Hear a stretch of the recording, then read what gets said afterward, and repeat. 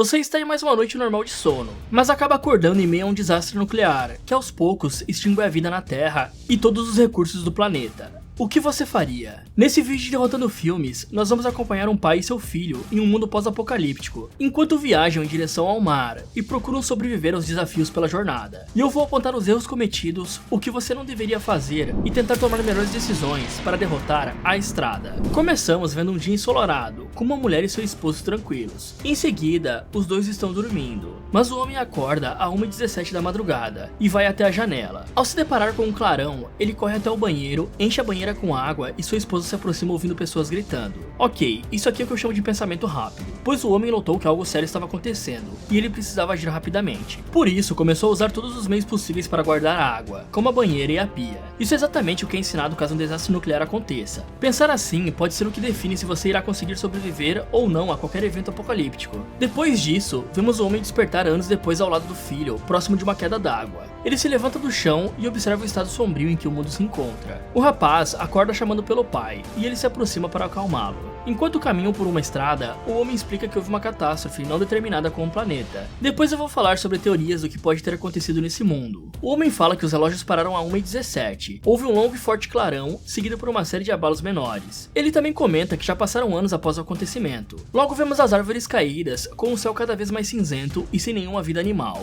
Depois o homem olha um mapa, carrega seu carrinho até um posto de gasolina, mas nota que não há combustível, pois as gangues já haviam passado por ali para pegar os suprimentos. Ele então guarda alguns grilos numa sacola e segue com o filho, enquanto menciona que na ausência de comida, as pessoas começaram a recorrer ao canibalismo para sobreviver, sendo esse seu principal medo. Além disso, ele diz que sua principal preocupação é a comida, além do frio e sapatos. Ao anoitecer, o homem acende uma fogueira e monta a barraca no meio do mato, onde aproveita para descansar com o garoto. Ok, é estranho ele não dizer que a água é uma das suas preocupações. Isso indica que encontrar água não está sendo um problema para eles. Porém, no triângulo da sobrevivência, além da comida, água e abrigo estão inclusos, sendo tão importante quanto o primeiro. Pelo que eu notei, ele não montou um abrigo permanente, pois está indo para um lugar que deve achar ser seguro. Provavelmente, o homem tem algum método para purificar a água caso ela esteja imprópria para consumo. Ferver a água é um dos principais meios mais comuns de purificá-la. Isso vai limpar a maioria das impurezas e até mesmo pode evaporar alguns componentes químicos que possam haver na água, porém não é garantido.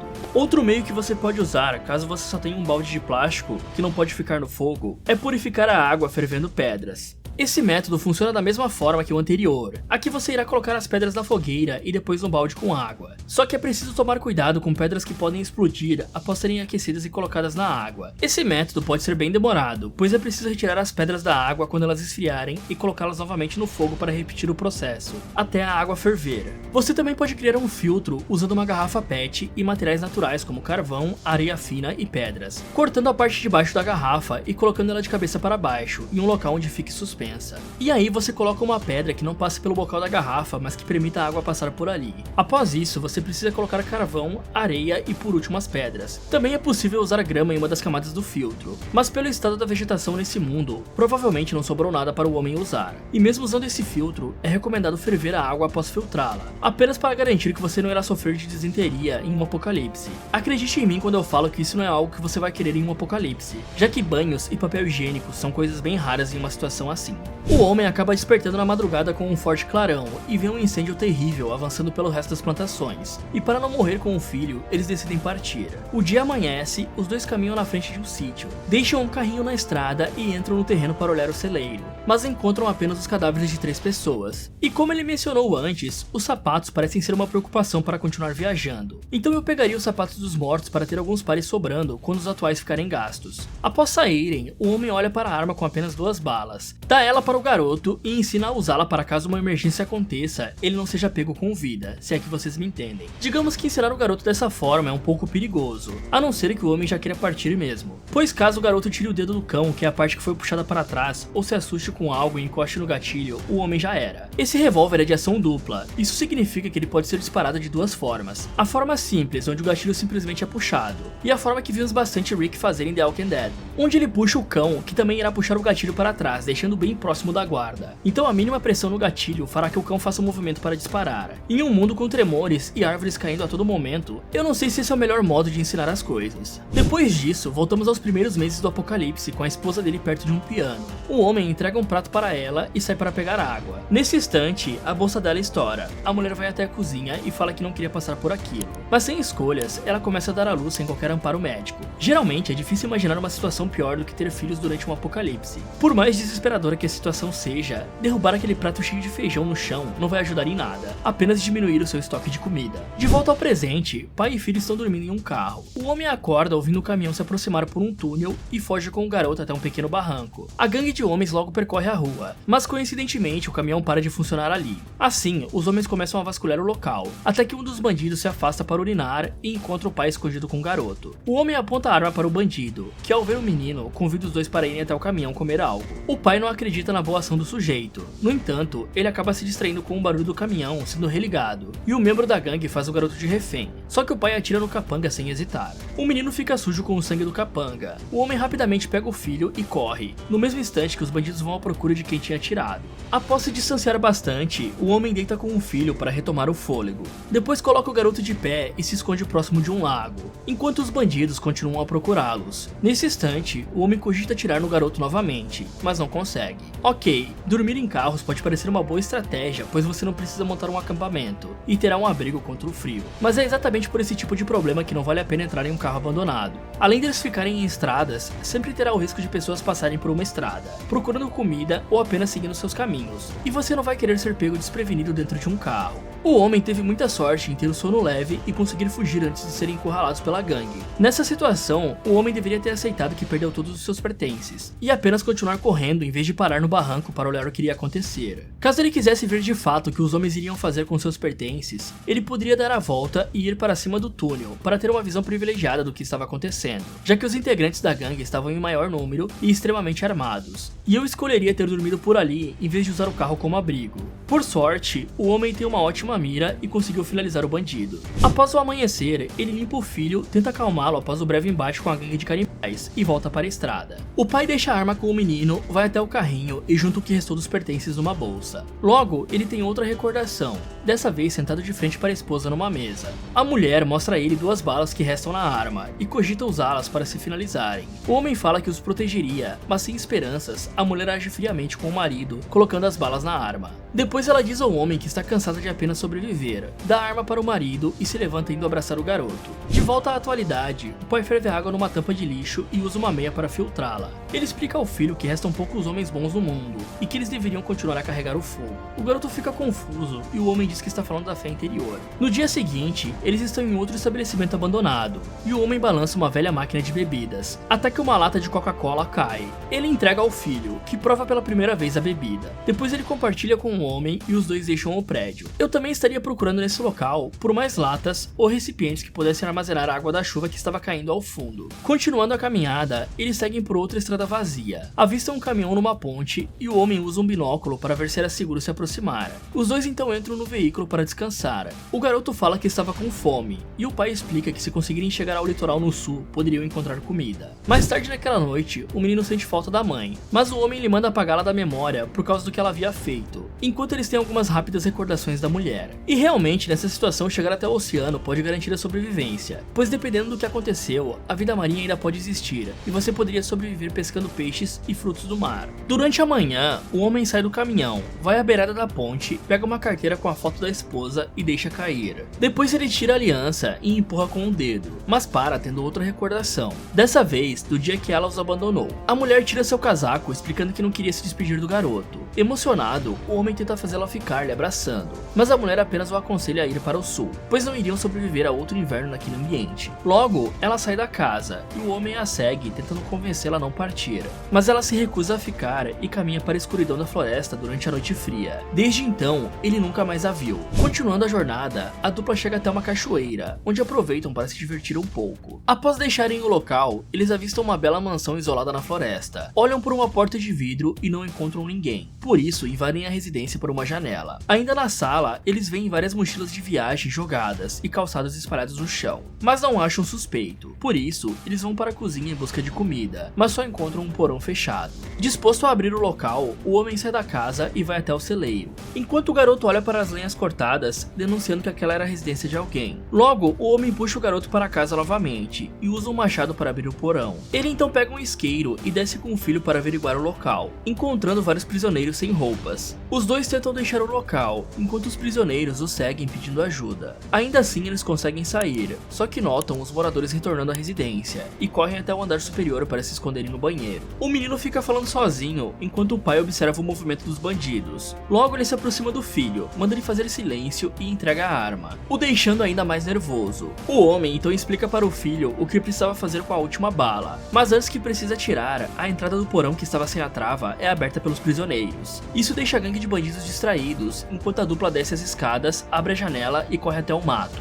Os bandidos então saem da mansão e procuram quem tinha soltado os prisioneiros, mas não avistam a movimentação de ninguém. Ao anoitecer, os bandidos estão preparando alguém para o jantar, enquanto o pai e o garoto dormem no meio dos matos. O homem desperta e acorda o menino para ir embora. Já em um local seguro, o homem acende uma fogueira e se alimenta dos últimos 2 grilos com o garoto. Nesse instante, o menino pergunta se eles comeriam alguém, mas o pai menciona que isso jamais aconteceria, independente da fome que estivessem passando. Ok, geralmente se as portas estão trancadas é porque alguém vive ali, e com certeza as pessoas que vivem ali não eram boas, levando em conta o amontoado de sapatos na sala, o alçapão trancado com um cadeado, as churrasqueiras e ganchos do lado de fora. Tudo isso podia ser um sinal claro de que canibais moravam naquele local. O próprio homem já tinha mencionado que muitas pessoas adotaram essa prática, então assim que eu notasse esses sinais, eu sairia correndo dali, sem nem procurar saber o que tinha no porão dessa casa. A chance dos canibais notarem que o cadeado do porão foi quebrado e começarem a procurar pelo intruso na casa era muito grande. Dessa forma, com certeza eles seriam pegos, já que ficaram encurralados em um banheiro. Caso eles conseguissem se esconder dentro da casa, o homem poderia bolar um plano de eliminar o grupo à noite com uma faca, enquanto eles estivessem dormindo, evitando fazer barulho. Mas felizmente eles tiveram muita sorte também em ninguém ter escutado o garoto falando. Eu sei que por causa da fome, o homem resolveu entrar na casa, porém ele deveria ter deixado o garoto de vigia, por exemplo, para avisar caso alguém estivesse se aproximando da casa. Dessa forma, eles teriam mais tempo para fugir. No dia seguinte, eles chegam numa pequena vila, e o homem leva o garoto até a casa onde ele tinha passado a infância, o que o deixa emocionado. O garoto diz que eles não deveriam estar fazendo isso, e o homem pergunta se o menino queria esperar do lado de fora. O rapaz sai da casa e brinca com alguns bonecos na varanda, enquanto o homem ajeita uma almofada no sofá e senta para descansar. E essa almofada com certeza seria bem útil caso eles precisassem iniciar uma fogueira à noite, pois geralmente a espuma usada para estofar as almofadas é bastante inflamável. Depois, o menino começa a colorir um caderno, mas vê movimentos do estabelecimento à frente e se aproxima do local. Logo, o rapaz vê outro garoto e corre atrás dele, mas seu pai aparece e lhe impede de continuar, mesmo o menino querendo muito encontrar a outra criança. O homem foi correto em parar o garoto, pois isso muito bem podia ser uma armadilha. Continuando a jornada, eles param para dormir em um cano de esgoto, e o garoto pergunta se eles morreriam agora. O homem questiona o que ele achava que iria acontecer, se eles apenas iriam cair e morrer, e termina dizendo que para morrer de fome leva tempo. E teoricamente, uma pessoa pode viver 3 meses sem se alimentar, caso você tenha uma fonte de água, mas isso é bem difícil de acontecer, pois estudos sobre greves de fome dizem que a maioria acaba entre 21 a 40 dias, por causa de sintomas que ameaçam a vida da pessoa. Voltando ao pai e filho, eles seguem por mais estradas abandonadas e avistam outra casa isolada no meio do nada. Ao entrarem no local, eles observam o esqueleto de uma mulher na cama, enquanto o homem conta que está preparando o filho para o dia que partir. Em outro cômodo, o homem encontra um velho piano e chora angustiado lembrando da esposa, mas logo se recompõe ao ouvir o garoto lhe chamar. Ao se aproximar do filho, ele olha para o seu reflexo no espelho, apontando que eles estão magros. Em seguida, o homem leva o rapaz até o piano e eles conversam sobre a mãe do menino, que era uma ótima pianista. Enquanto caminham para deixar a residência, o homem pisa na entrada de um abrigo subterrâneo e rapidamente ele arromba. O garoto pede ao pai que não se arrisque, mas ele pula para dentro, e dessa vez tem mais sorte que no anterior, ao se deparar com um grande estoque de comida enlatada e suprimentos. Bom, dessa vez foi bem diferente, pois a casa que eles foram parecia estar vazia, e esse é um enorme achado para quem estava prestes a definhar de fome. Para esses dois, essa comida poderia durar anos. Finalmente, eles conseguem ter uma refeição decente, e o garoto faz uma oração agradecendo os alimentos. Mais tarde, na mesma noite, o homem usa um colchão velho para cobrir a entrada do abrigo, para não serem encontrados. Após colocar o filho para dormir, o homem arruma as roupas e encontra encontra alguns objetos que o garoto guardava no bolso, entre eles um pente que era da sua mãe. Isso leva o homem a outras recordações ao lado da esposa, antes da catástrofe abalar o mundo. Durante a manhã, o homem sai do abrigo com o filho, vão até a casa e tomam um banho. Depois ele apara a barba e corta os cabelos do garoto. Mais tarde, eles estão almoçando. O homem se serve com uma bebida alcoólica e o rapaz tenta provar, mas o cara explica que ele não iria gostar. Em seguida, o homem fuma um cigarro, o que piora sua tosse e deixa o garoto preocupado. Nesse instante, eles ouvem passados por cima do abrigo. O homem pega a arma e o garoto menciona que parecia um cão. Por isso, ele manda o menino se arrumar. O rapaz fala que era melhor eles ficarem ali, mas o homem explica que tinha alguém por perto. Assim, eles colocam o máximo de suprimentos que conseguem em um carrinho e deixam um abrigo. Ok, isso não faz o mínimo sentido. Obviamente, o homem está agindo de uma maneira paranoica e também está fixado em cumprir a promessa que fez para sua esposa, de chegar à costa. Nesse caso, eu tentaria esconder melhor a entrada desse abrigo, colocando talvez aquele entulho que estava próximo do local em volta da entrada, para evitar que alguém pisasse sem querer no sapão, igual o homem fez. Cobrir a tampa com o gramado do jeito que estava também garantiria uma certa camuflagem para o local. E eu só sairia do bunker caso fosse forçado, tipo alguém jogando fumaça para dentro do local através do sistema de ventilação do lugar. De qualquer maneira, se ele escolhesse sair do lugar, os dois deveriam ficar por perto. Apesar de eu ter dificuldade em achar uma justificativa para você abandonar um bunker cheio de comida em meio a um mundo pós-apocalíptico. Além disso, as tosses do homem podem indicar que ele tem algum problema respiratório devido ao que aconteceu, ou até mesmo desenvolveu algum tipo de câncer por causa do fumo. E caso seja isso, as chances dele sobreviver serão mínimas. Fumar iria apenas acelerar o processo. E ficando no bunker, ele poderia preparar melhor o garoto para sobreviver nesse mundo. E por falar nesse mundo, vamos explorar um pouco mais o que pode ter acontecido. Como não é dito exatamente o que causou esse apocalipse, o que restam são teorias. Existem duas possibilidades. Uma delas seria um asteroide muito parecido com o que atingiu a Terra há mais de 60 milhões de anos, finalizando quase todos os dinossauros e causando a quinta extinção em massa, eliminando 80% de todas as espécies animais. O impacto desse asteroide reduziu a luz solar no planeta, e por consequência, também baixou a temperatura. Além disso, criou tsunamis de 1,5 km de altura, e chuva ácida que caiu por vários dias, dizimando muitos animais marinhos que viviam na parte superior dos oceanos, lagos e rios, além de causar erupções vulcânicas e abalos sísmicos. Bom, isso encaixa com bastante coisa do que vimos até agora, só que um asteroide gigante provavelmente seria visto por telescópios, e a população saberia com antecedência do que estava por vir, a menos que eles vivessem na realidade de não olhe para cima. Já a segunda teoria é de que bombas nucleares caíram sobre o mundo, criando um apocalipse nuclear. E digamos, com o que está acontecendo na atualidade, o que eu vou falar daqui pra frente pode não ser muito legal de ouvir. O homem diz que viu um grande clarão no começo. Esses clarões durante o dia poderiam deixar uma pessoa cega por 1 minuto, e durante a noite isso poderia chegar até 35 minutos. Ele também fala que os relógios pararam exatamente a 1h17. Isso é um grande sinal de um ataque nuclear, pois o mesmo gera um efeito chamado pulso eletromagnético, que pode acabar estragando aparelhos eletrônicos a quilômetros de distância. Esse relógio travado pode ser um grande sinal disso. Caso você sobreviva à explosão e esteja próximo da zona de impacto, usar trajes especiais de proteção, máscaras para filtrar o ar e tomar tabletes de iodo. Tudo isso é extremamente necessário para tentar se proteger e diminuir os efeitos da radiação no corpo. E em um inverno nuclear, a enorme quantidade de pó e fumaça gerada pelas explosões e incêndios podem alterar a atmosfera e o clima da Terra, impedindo que a radiação solar alcance o planeta. A temperatura da Terra ficaria muito abaixo do ponto de congelamento da água, e a luz solar seria substituída por dias cinzentos. E mesmo que tudo isso aconteça no hemisfério norte, nós poderíamos sentir esses fenômenos aqui no Brasil, e a agricultura seria extremamente comprometida, juntamente com a vida animal, como estamos vendo até agora, além de poder causar doenças para a população que sobreviveu ao impacto, praticamente contribuindo para a extinção da humanidade a longo prazo, por tornar o planeta inabitável. E é claro que tudo isso são estimativas do que pode acontecer, pois tudo são apenas teorias do que pode ocorrer caso ataques nucleares sejam lançados contra o nosso mundo. Mas como na prática nunca aconteceu algo nesse nível, não sabemos as reais consequências de algo nessa escala, e eu espero também nunca descobrir.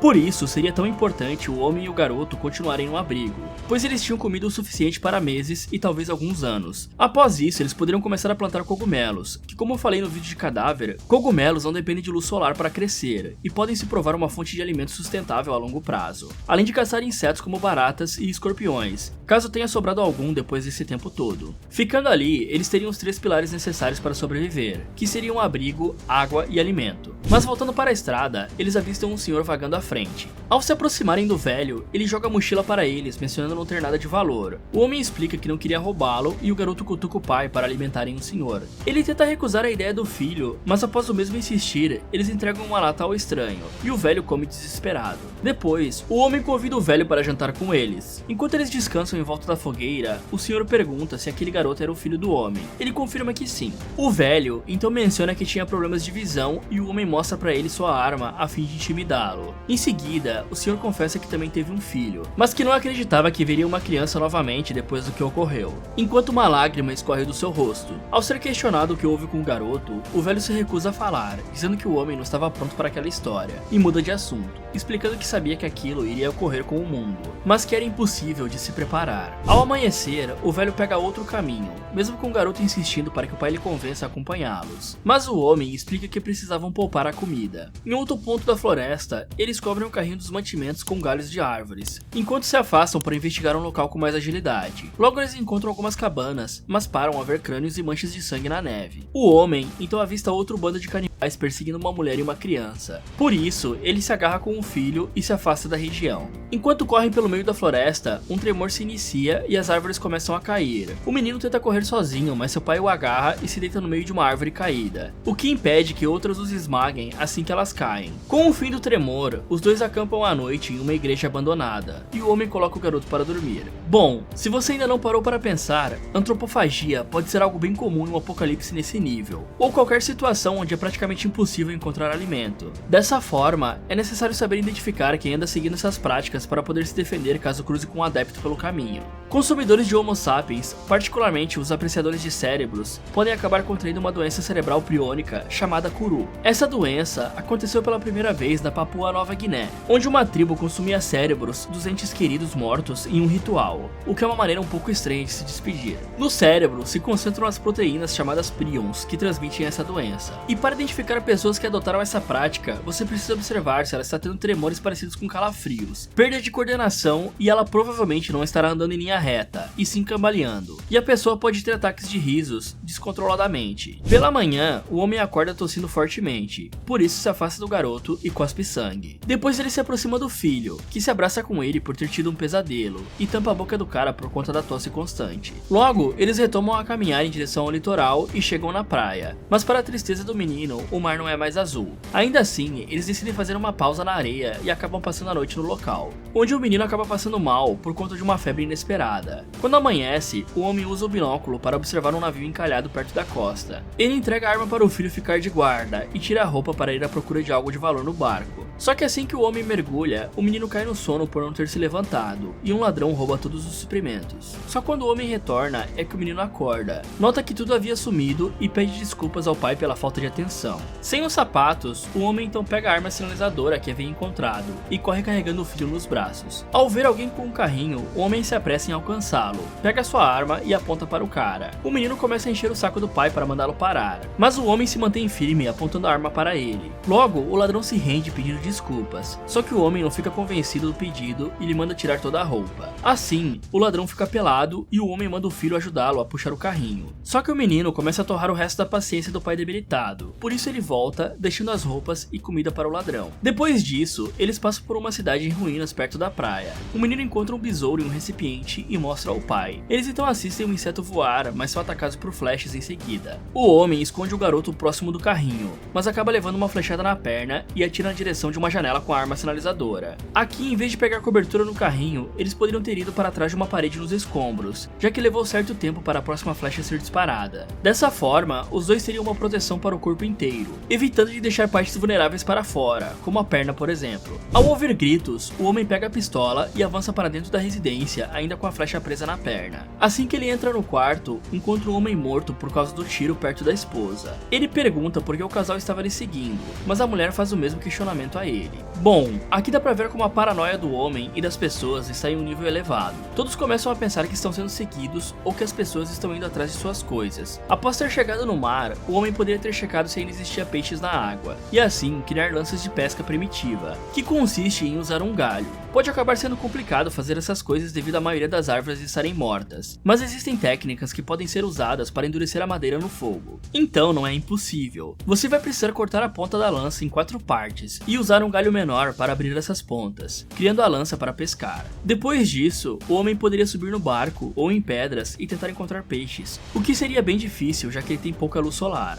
Além disso, ele poderia criar uma varinha de pesca e procurar por iscas como minhocas que também podem ter sobrevivido, ou até mesmo procurar por iscas artificiais em lojas da cidade que ele passou. Até mesmo o arco do cara que o atacou podia ser adaptado para ser usado na pesca. Após sair do local, o homem vai até um depósito abandonado, remove a flecha da perna, lava a região com álcool e usa um grampeador para fechar o ferimento. E provavelmente ele teria que tomar antibióticos para evitar uma infecção grave, que poderia levar à morte. No dia seguinte, o homem está cada vez mais fraco, por isso decide se desfazer do carrinho para diminuir o peso. Os dois caminham pela praia, mas logo param enquanto o homem recorda dos momentos com a esposa. Ele então desperta deitado na areia, com o filho o observando, mas sua situação só vai piorando. No dia seguinte, o menino ajuda o pai a tomar água e ele manda o garoto seguir sozinho para o sul, pois ele já sabia tudo o que precisava para continuar. Ele dá a arma ao garoto, mandando-o mantê-la sempre por perto. Depois ele pede que encontre os caras bons e o menino começa a chorar. Dessa forma, o garoto fica ao lado do pai pelo resto das horas, mas ele morre durante a noite. Ao acordar pela manhã, o menino nota que o pai não responde. Fica mais um dia ali e no dia seguinte pega o binóculo dele. O rapaz então cobre o rosto do pai e parte. Ainda na praia, ele avista um homem se aproximando e fica assustado apontando a arma para ele. O homem pergunta pelo pai do garoto e ele revela que havia morrido. Ao vê-lo sozinho, o homem lhe convida para acompanhá-lo. O menino então faz uma série de perguntas para saber se o cara era uma pessoa de bem e carregava o fogo. E só depois de receber as respostas positivas, ele aceita. O garoto então se despede do pai lhe dando um beijo no rosto e vai até a família do homem,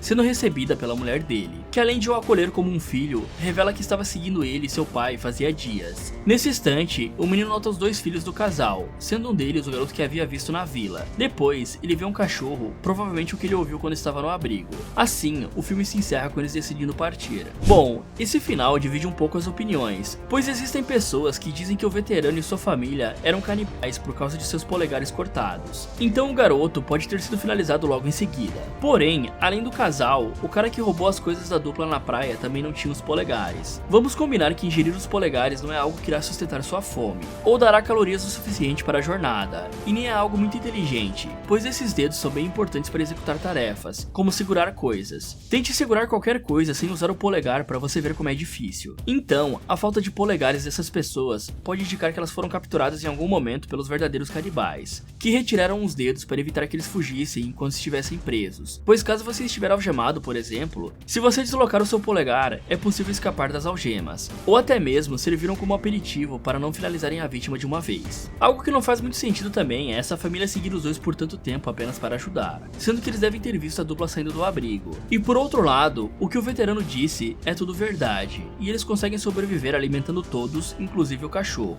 o que me parece uma tarefa bem difícil, que pode ficar mais fácil caso eles voltem para aquele abrigo de antes. E aquele besouro pode ser um sinal de que a vida está ressurgindo, mesmo que devagar. Isso pode ser a esperança de que dias melhores podem estar chegando. E isso talvez seja confirmado pelos créditos, onde escutamos pessoas falando, rindo e até mesmo cães latindo, e sons de pássaros cantando. Fala galera, esse foi como derrotar a Estrada. O que vocês acharam do vídeo? E se você já assistiu o filme, você também acabou ficando um pouco abalado com quão próximo da realidade esse apocalipse pode ser? Me contem nos comentários, e me falem também o que mais vocês fariam para sobreviver nesse mundo pós-apocalíptico, com poucos recursos e cheio de humanos selvagens. E se você fosse comemorar seu aniversário em um programa de TV com animatrônicos, mas descobrisse que esses robôs acabaram sofrendo mudanças em seu comportamento, e agora estão caçando todos os humanos que encontram pela frente, o que você faria? Quer saber como escapar desses animatrônicos? Então clique aqui nesse vídeo, ou aproveite para assistir outras sugestões aqui do Derrotando Filmes. Muito obrigado por assistir, e caso você ache que o mundo pode acabar, a melhor coisa a fazer é se preparar.